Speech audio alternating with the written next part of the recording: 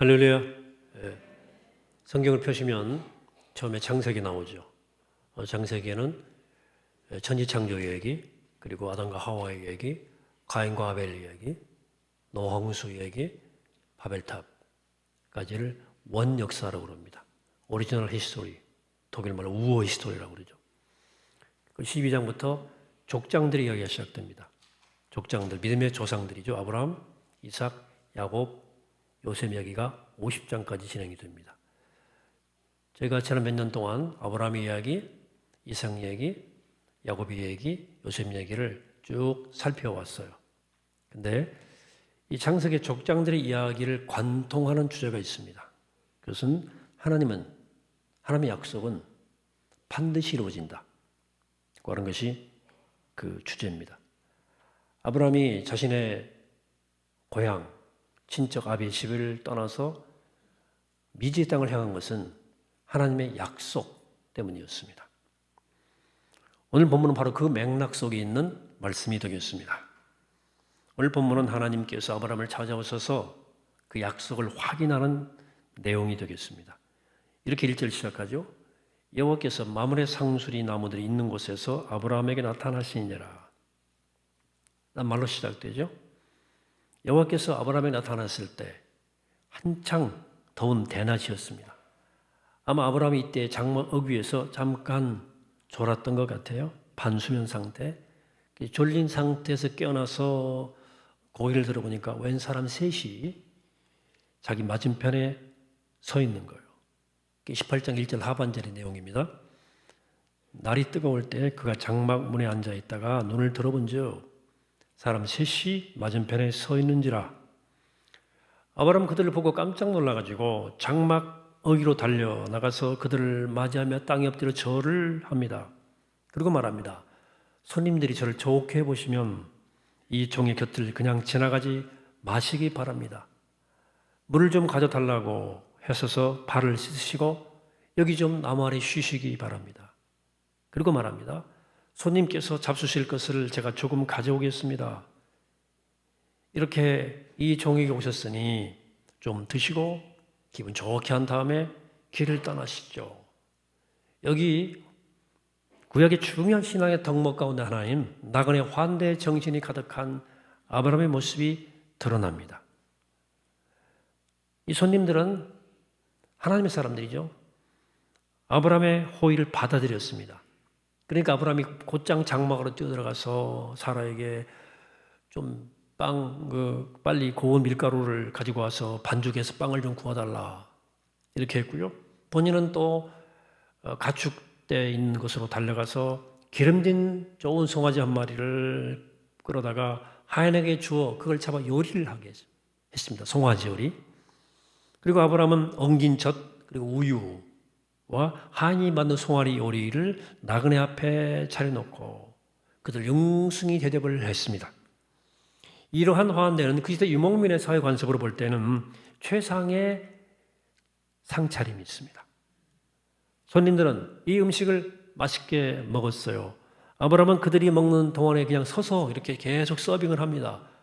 식사를 마치고 나서 그들은 아브라함에게 배가 불렀죠. 기분 좋게 상태에서 묻습니다.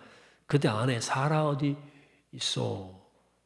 아브라함이 장막 안에 있습니다. 이렇게 대답을 했습니다. 그때 그들이 말합니다. 다음 해 이맘때 내가 반드시 그대를 다시 찾아올 텐데 그때 너의 아내 사라에게 아들이 있을 것이다. 그때 사라는 아브라함이 등지고 서 있던 장막 어귀에서 이 말을 들었다고 본문은 말합니다. 사라도 들었다는 거예요. 근데 아브라함과 사라는 이미 나이가 많은 노인들이고 사라는 생리마저 끊어져서 아이를 낳을 시기가 훨씬 지난 사람들이죠. 그 이야기를 들은 사라는 나는 기력이 다 쇠진하였고 나의 남편도 늙었는데 어찌 나에게 이런 즐거운 일이 있으랴 하고 속으로 웃으면서 중얼중얼했다는 거죠. 그때 여호와께서 아브라함에게 이렇게 말씀하십니다. 13절에서 여호와께서 아브라함에게 이르시되 사라가 왜 웃느냐 이르기를 내가 늙었거늘 어떻게 아들 낳으려 하느냐 여호와께 능하지 못할 일이 있겠느냐 기한이 이를 때 네게로 돌아오리니 사라에게 아들이 있으리라. 하나님이 약속의 주체로 딱 등장하시는 거죠. 그래, 늙음하게 아들이 있을 것이라고 하니까 너희들 생각이 더 황당하지. 웃음이 나오냐? 그래서 근데 때가 되면 분명히 내가 널 다시 찾아볼 터인데 그때 아들이 있을 거라 라고 재차 약속하십니다. 근데 하나님께서 네가 웃었느니라 이렇게 말씀하실 때 사라가 두려워서 거짓말을 하죠. 저 안 웃었는데요. 주님께서 다시 아니야 너 웃었어 이렇게 말씀하십니다. 이제 그 방목이 떠나려고 하는 장면, 제가 뒤는 이제 다 못 읽었습니다만은 이제 소돔이 내려다 보이는 대로 그들이 내려갔어요. 아브라함이 그들을 배웅하려고 얼마쯤 걸어 내려갔을 때 주님께서 아브라함에게 다시 이렇게 말씀하십니다. 17절에서 여호와께서 이르시되 내가 하려는 것을 아브라함에게 숨기겠느냐? 아브라함은 강대한 나라가 되고 천하 만민은 그로 말미암아 복을 받게 될 것이 아니냐. 하나님이 아브라함에게 약속을 분명히 못 박으신 거죠. 이 아브라함의 이야기는 약속 이야기인데요. 우리에게 주어진 하나님의 약속과 말씀은 인간의 이성으로는 헤아릴 수 없다는 것과 하나님으로부터 주어진 말씀을 믿지 못하고 의심하는 아브라함과 그 아내의 웃음과 더불어서 하나님 앞에 약속 앞에 서 있는 아브라함의 삶이 도대체 무엇인가에 대해서 우리에게 말해주고 있어요. 믿음이 무엇인가에 대해서. 그러니까 오늘 본문이 말씀하는 것은 하나님 앞에서 믿음을 가지고 산다는 것이 얼마나 힘든 일인지를 말해주고 있는 거죠. 하나님 약속을 믿고 산다는 것은 우리 자신도 때로 웃을 수밖에 없는 일이다. 그러니까 세상은 우리가 얼마나 어이없어 보이겠습니까? 이상한 걸 믿고 사는 거야. 웃음밖에 안 나와. 그걸 믿냐? 창세기가 오늘 아브라함과 사라의 이야기를 통해서 말하고자 하는 것은 이스라엘과 우리는 하나님의 약속을 받은 백성이라는 것과 그 하나님의 약속과 말씀은 언제나 인간의 이성과 이해에 넘어 있다. 즉 믿음의 조상 아브라함과 사라에게도 하나님의 약속은 받아들이기에는 너무나 비현실적인 이야기였다. 그런 얘기를 하고 있는 거예요. 그래서 하나님의 말씀을 약속을 받아들이는 것은 믿는다는 것은 절대 쉬운 일이 아닙니다. 신앙은 언제나 우리의 규범과 상식을 뛰어넘거든요. 우리 이성적 판단과 일치하지 않을 때가 많거든요. 아브라함과 사라는 무엇보다도 자신들이 자식을 잉태할 수 없다는 사실을 너무 잘 알고 있었어요. 이제 아이를 못 낳는 것을 받아들일 수밖에 없는 나이가 됐잖아요. 그래서 아브라함과 사라는 닫혀진 미래 가운데 순응하며 살았어요. 자신들의 불모의 상황을 운명으로 받아들이고 살았습니다. 이런 자신들의 상황, 그 한계 상황에서 볼 때 하나님의 복된 약속은 불가능한 일이에요. 그래서 그들은 웃을 수밖에 없었어요. 그러나 오늘 본문이 우리에게 말하고자 하는 것은 하나님의 복된 선포, 하나님의 약속은 자신의 소망 없음에 자격의 근거가 있는 게 아니기 때문에 자신의 소망 없음에 대해서 믿음으로 저항하는 자가 얻을 수 있다는 메시지입니다. 하나님은 그 약속을 받아들이기에 어려워하는 아브라함에게 아까 읽었던 말씀 가운데서 여호와께서 능치 못할 일이 있겠느냐? 라고 반의적 질문을 던집니다. 이 질문을 절망 가운데 있는 아브라함과 사라의 절망과 의문을 일축하는 하나님의 선언입니다. 그러나 여기 하나님의 선언은 하나님 반드시 그렇게 하시겠다는 하나님의 의지 표현도 되지만 더 중요한 것은 이것이 하나님의 물음이라는 점이에요.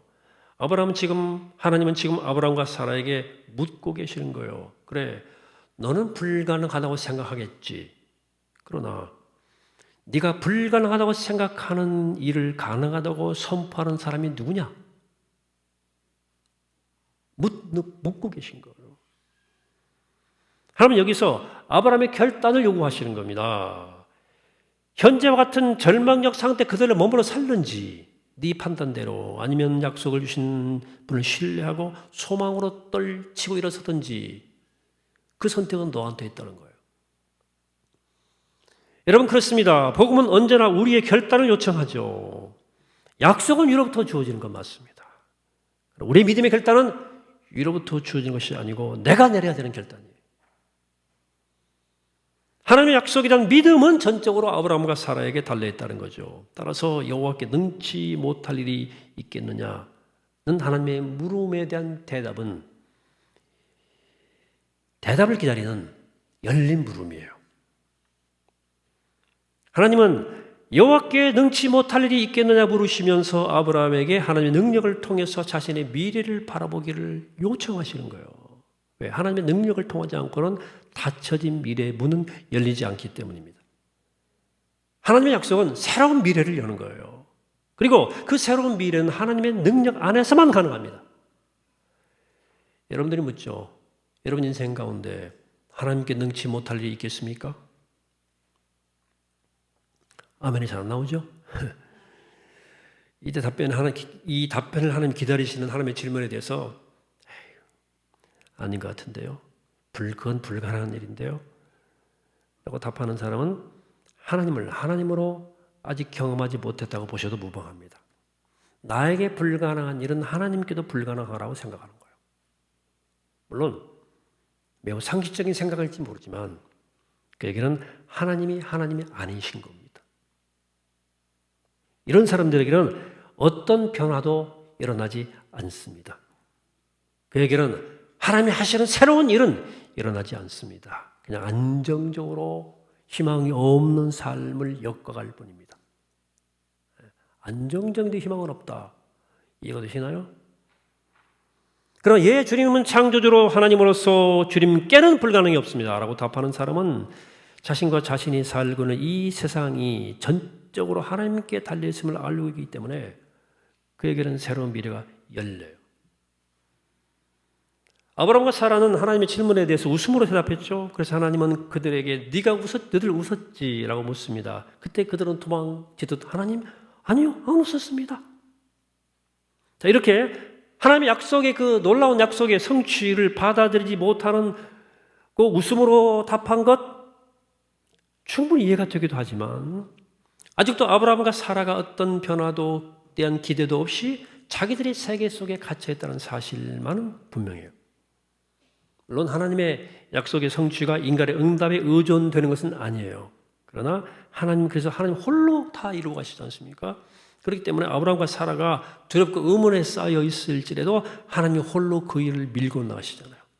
그 일을 이루어 가시잖아요. 그래서 일단 하나님 약속의 말씀을 받으면 그 약속이 선포되면 하나님과 아브라함과 사라뿐만 아니라 그 말씀을 들은 자들은 모두 하나님의 약속이 이 땅에서 이루어지게 되는 것을 목격하게 됩니다. 하나님의 약속은 절대 파괴되지 않는다는 사실을 경험하게 돼요. 하나님은 지난날에도 그러셨고 오늘도 그러시고 앞으로도 그러실 거예요. 하나님은 언제나 우리를 향한 약속을 이루어 가시는 하나님이다. 이게 성경의 핵심 메시지입니다. 그것이 불가능해 보일지라도 하나님은 언제나 그 일을 이루어오셨고 지금도 그런 일이 일어나고 있고 미래에도 그런 일이 일어날 겁니다. 신약에 와서도 예수님의 길을 예배하는 요한을 낳은 엘리사벳은 이렇게 말합니다. 누가복음 1장 37절에서 하나님의 모든 말씀은 능치 못하심이 없느니라. 고백하면서 주어진 약속에 대한 기대를 품죠.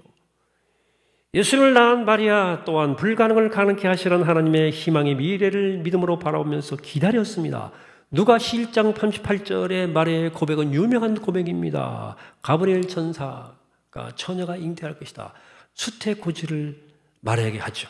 그때 마리아의 반응입니다. 1장 38절 마리아가 이르되 주의 여종이오니 불가능하지만 놓고 싶어요. 말씀대로 내게 이루어지라. 약속을 받아들인 거예요. 신앙 안에서 가능한 것은 이런 비단 못 낳는 사람 애 낳는 것만이 아니고요. 몇 주 전에도 묵상 말씀이지 않습니까? 예수님이 한 재물 많은 사람이 이야기를 하시면서 낙타가 바늘 귀로 들어가는 것이 부자가 하나님 나라에 들어간 것보다 쉽다 그랬잖아요. 뭔 말이에요? 부자가 하나님 나라에 들어가는 게 근본적으로 어렵다는 말씀 아닙니까? 그런데 주님이 덧붙이시잖아요. 마가 10장 27절에서 사람으로는 할 수 없을 때 하나님으로서는 그렇지 아니하니 하나님으로서는 다 하실 수 있느니라 그랬어요. 사람은 못하지만 하나님은 하신다는 선언이에요. 여러분, 사랑하는 여러분, 하나님 주신 말씀을 책임지고 이루어 가시는 것은 인간의 의가 아니고 하나님의 의예요. 하나님의 의. 그러므로 모든 의로운 일, 모든 일의 시작이 하나님께 있듯이 모든 일의 끝남도 하나님께 있어요. 하나님의 심판하시거든요. 끝에서 하나님의 의에 의해서 비롯되는 하나님의 결정, 하나님의 저지먼트예요. 우리 모든 삶의 시작과 끝은 모두 하나님께 달려 있습니다. 그런데 하나님의 시작과 끝의 결정은 인간이 한 것처럼 변덕이 죽을 거나 일관성이 없는 것이 아닙니다.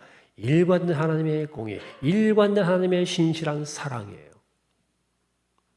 기초합니다. 그러므로 우리는 지금 나의 현실이 아무리 어렵고 힘들더라도 하나님의 약속을 믿어야 됩니다.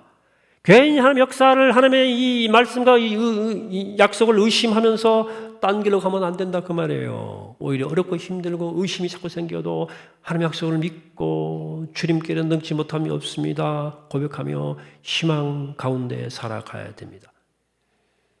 여러분, 그리스도인들은 자기 만족감으로 살아가는 사람들이 아닙니다.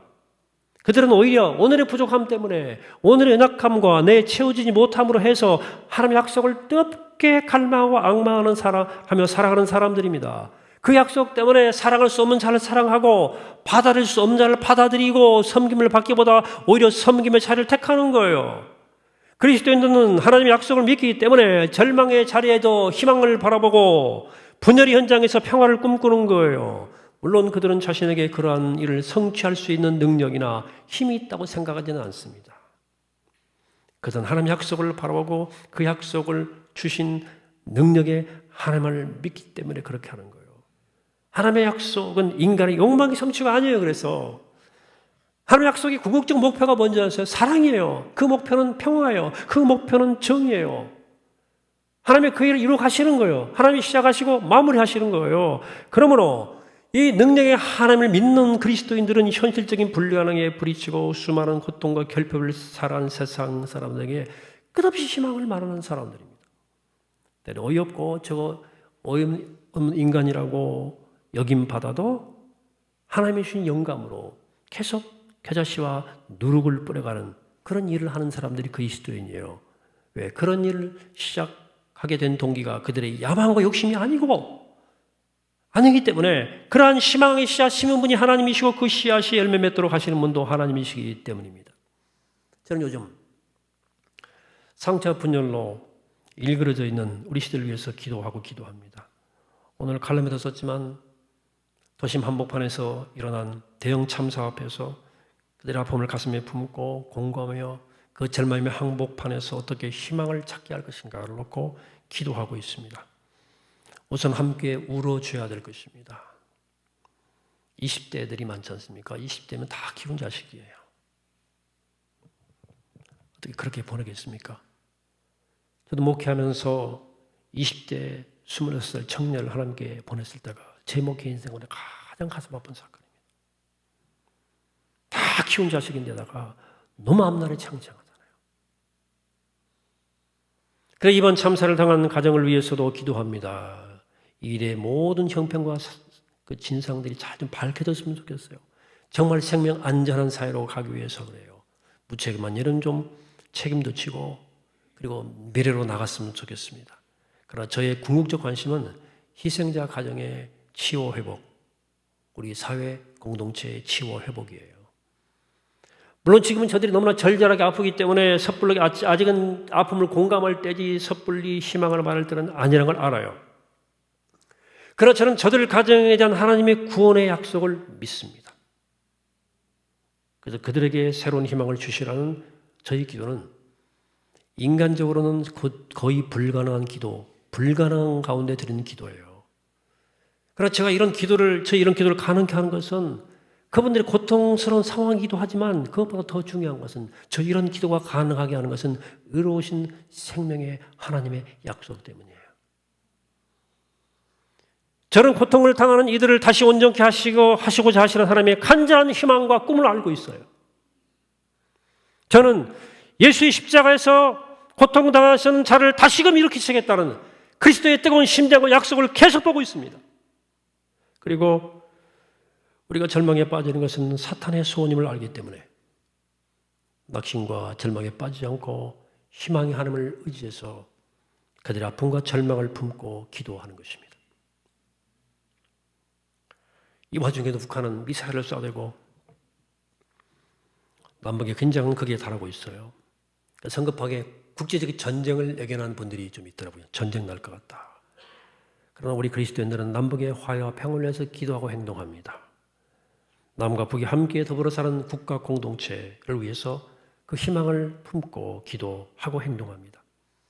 그러나 우리의 기도와 행동은 현실과 너무나 거리가 멀어 보이지만, 실현 불가능한 것처럼 보이지만, 지금 한반도의 상황에서는 현실적으로 평화의 가능성은 전혀 찾아볼 수 없지만 우리는 하나님의 약속의 말씀을 믿고 그 약속에서 희망을 찾는 거예요. 하나님이 우리 민족을 얼마나 사랑하신지를 너무 잘 알기 때문에 전쟁의 아픔과 분단의 고통을 넘어서 아시아의 평화를 위해서, 세계 평화를 위해서 이 민족을 아름답게 쓰시려는 하나님의 약속과 계획을 믿기 때문에, 그 약속을 이루어 가시는 하나님의 신실하심을 알기 때문에 희망의 기도를 드리는 겁니다. 하나님의 약속은 우리 삶 전체를 이렇게 세우고 희망 없는 현실 가운데 열려진 미래를 향해서 나가도록 추동하는 힘이에요. 그리고 하나님의 약속은 무기력과 분열, 미움과 시기와 질투와 다툼으로 하루를 시작하고 하루를 마치는 이 저주스러운 삶의 종지부를 찍고 서로 사랑하고 서로 격려하고 서로 돌보고 평화의 참된 삶을 살아가게 합니다. 하나님의 약속은 우리가 체념 가운데서 자신의 안정과 평안만을 추구하고 살게 하지 않고 체념과 무기력과 자기 연민의 차를 박차고 일어나서 우리 모두를 하나님의 희망의 지평에 우뚝 세우는 거예요. 하나님은 당신의 약속을 반드시 이루어 가시는 하나님이시기 때문입니다. 세상이 어이없다고 생각해도, 아니 우리마저 어이없다고 생각해도 웃어도 하나님은 그분의 약속을 이루어 가시는 분이에요. 우리가 잘 아는 주기도문, 주님이 가르쳐준 기도문 앞부분 함께 기도해 봅시다. 같이 합니다. 시작.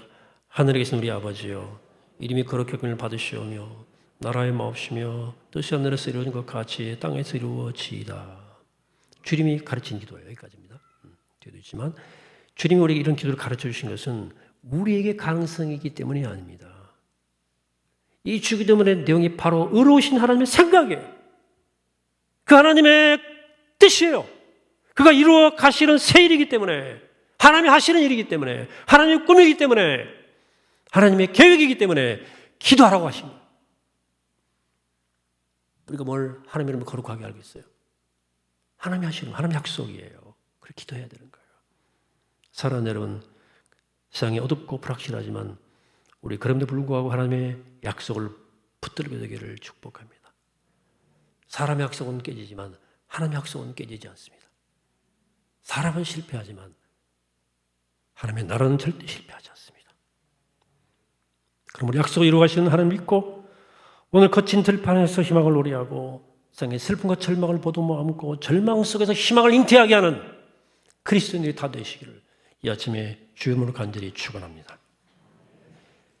걸어가시고 자비로우신 아버지 하나님, 이름이 거룩히 여김을 받으시오며 나라의 마옵시며 뜻이 하늘에 이루어진 것 같이 땅에서 이루어지게 하시는 하나님, 이 꿈을 품게 하시고 이 기도를 허락하시고 이 약속을 주신 아버지 하나님, 이 약속을 믿고 세상은 어둡고 불확실하지만 절망을 지난 사람들도 많지만 그럼에도 불구하고 약속 붙잡고 희망을 꿈꾸고 희망을 기도하고 절망 가운데 희망의 씨앗을 잉태해가는 우리가 되게 하시고 이 민족 될 수 있도록 축복하여 주옵소서. 감사드리옵고 예수 그리스도 이름으로 기도하옵나이다. 아멘.